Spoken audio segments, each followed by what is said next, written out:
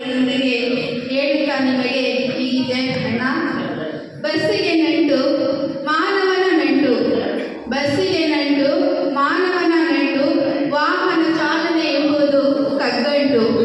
ಸೆಲ್ವಂ ಹೆಸರಿನ ಚೆಲುವ ನೀ ಚೆಲುವ, ಮುಂಜಾನೆ ಎದ್ದರೆ ಮಾಗಿಯೇ ಮಲಗುವ, ಜನರ ಆಧಾರ ಚಾಲಕನೆಂದರೆ ಈ ದೈವ ಬಡವರ ಬಂಗಾರ, ಈ ದೈವ ಬಡವರ ಬಂಗಾರ.